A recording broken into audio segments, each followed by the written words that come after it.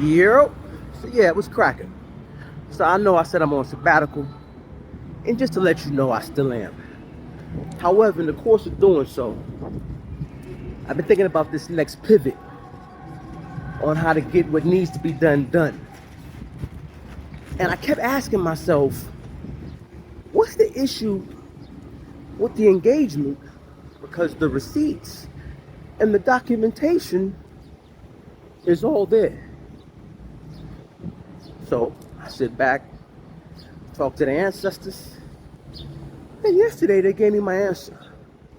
So we're gonna drop down and we're gonna have this conversation.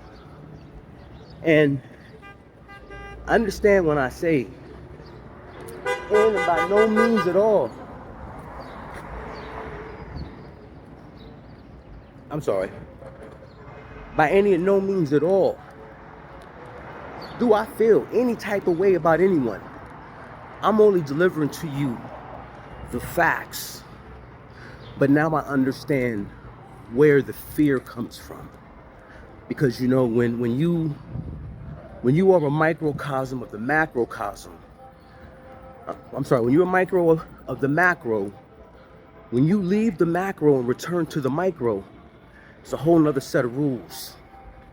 So if you don't follow the procedures and protocols of whatever community you belong to, you just might get ostracized. So let me show you what I mean by that. And all right, check it. So we're gonna hop to it, right?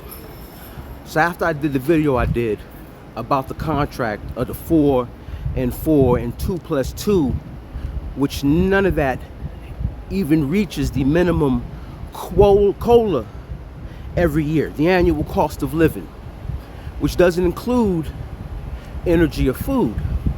But I noticed in the contract they had a few $1,000,000 set aside specifically for this.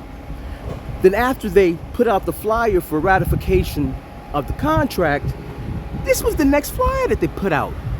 So I keep asking myself, why are they pushing this agenda so hard?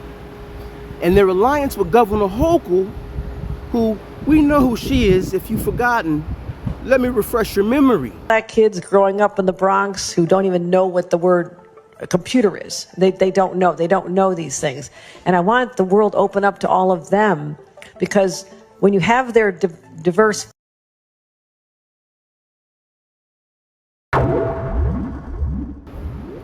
So people that say we're all one, now I have to ask myself, why would black people associate themselves with someone that says that about black people? But then, oh, okay, I remember. So now we're going to take this walk, and just stay with me. Trust me, it'll all make sense. All right, so I'm back, right? Now, follow me, right? I really was wondering, what's the deal with this agenda and why are they pushing it so hard, especially when they fight so hard, not for naturalized, but for illegals. This is where your tax dollars and your union dues are going. So according to the state and national data tool, right here, right, what it tracks, because 1199 SEIU is the largest in New York City, CMS data is invaluable. Their local reporting establishes that immigrants make up roughly 57% of New York City's overall healthcare workforce, including an overwhelming 73% of all home health aides. Now stay with me. Let's track this. Now this is where I tell people, get out of your emotions. Stop letting them manipulate you. Stop listening to the talking heads and go do your own due diligence. And I'm asking all of you to go look all this up. But are naturalized citizens still considered immigrants? Legally, under the law, under color of law, naturalized citizens are no longer considered immigrants. They are full citizens with the exact same constitutional rights, protections, and responsibilities as birthright native-born citizens. Ooh. So what this means is, right, no longer an alien. So what this means, let me show you what this means. When they're tabulating these numbers, anyone that is a immigrant, that is a naturalized citizen, they're not in those numbers. They're in the same numbers as the birthright citizens. Those of us that have been here for umpteen generations. I've already shown you my genealogical record that they claim we can't trace. But I'm going to stay on track. So what does this really mean? That means 57% of 1199 SEIU union members in New York City or New York State are either here on H-1B visas or they're DACA recipients. Don't believe me? Let's look. Now here, most people think DACA was created for people that are, no, the H-1B visa was created for people who are coming here to work. But DACA was created under the Obama administration, which he said when he created it, there's no path to citizenship. That's why he deported more illegals than any president in history. And he did it permanently, where they can't come back for at least 10 years. But deferred action for childhood arrivals. So that 57% in the overall union and the 73%, those are those people. So now I want you to think about something, right? When the National Labor and Relations Board gets involved, that's federal. So they are no longer under the jurisdiction of New York State. New York State is a sanctuary state, which they harbor illegal aliens. I'm not here to argue about that because that's not what this is about. But what you have to understand is when the union does what they do to you, these people are never going to actually file complaints because they know once it goes federal, they've put a target on their back. And that's why they're specifically funneling them in to the union. This was done by design. This is why they lied to you. This is why Lorraine and Yvonne Armstrong all lied to you about George stealing the money. And I've already proven that to you. Lorraine admitted they had a vote. I hope you got enough content. Huh? I hope you got enough content. Enough footage? I hope you got enough footage. Yeah. Stop posting my voice, okay? Stop posting my voice. Excuse me? Yeah, stop posting my voice. Well, you know what? You get a lawyer and make me and have a nice Stop day. posting. That's why they fired their ass. If you have No, they fired me because y'all wasn't doing your job. They have nothing to do. I got something to do. I'm going to take y'all down. Have a wonderful day, sweetheart. God loves you. I come here whenever.